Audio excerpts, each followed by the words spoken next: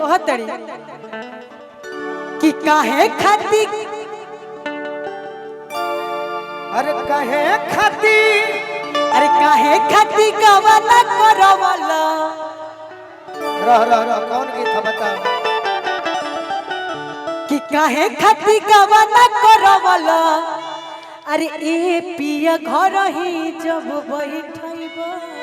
नजर है कि लागी नहीं मनवा कि लागी नहीं मनवा अरे जदि चली जइब कहतड़ी भाव में 1 महीना गाना गौले हो भुलाइयो जातनी लेकिन काहे के बा कि काहे खाती गवाना करवला ए पिया घर ही जब बैठइबा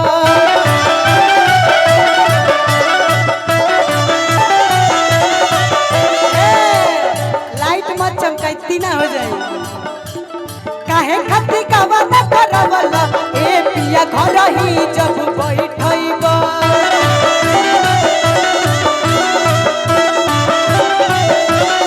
बहुत सारा पुरस्कार शैलेंद्र दुबे और चंदन ओझा भैया की तरफ से आप लोग के बार बार प्रणाम स्वागत अभिनंदन वंदन बा लेकिन भाव में है न तनी कहो कि अरे काहे खाती गवाना करवला ए पिया घर ही जब बैठवला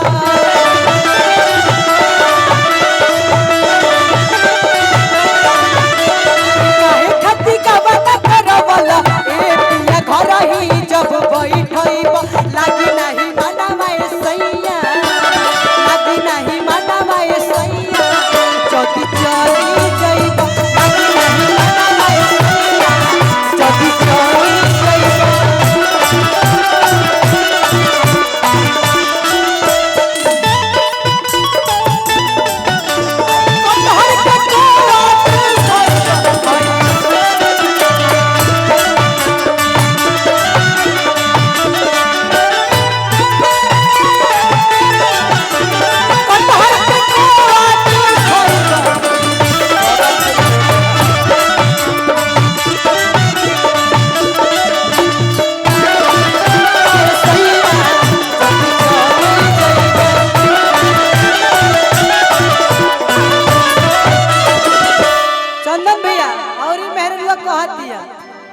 शैलेश भैया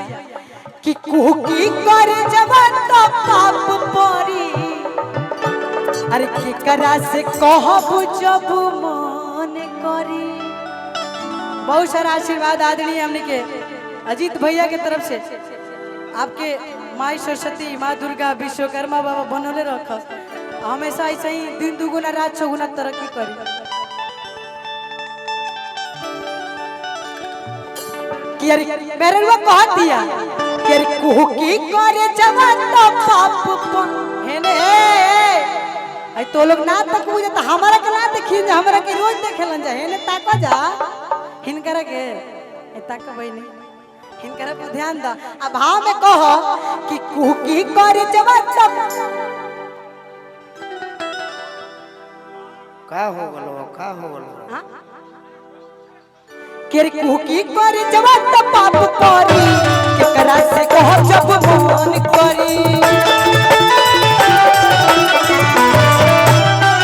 कुकी करे जवान त पाप करी केकरा से कह जब मन करी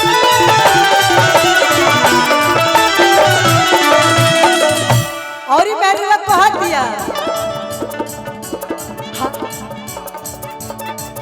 अरे हमारो के कहियो ए पियले चल बम्बई घुमैता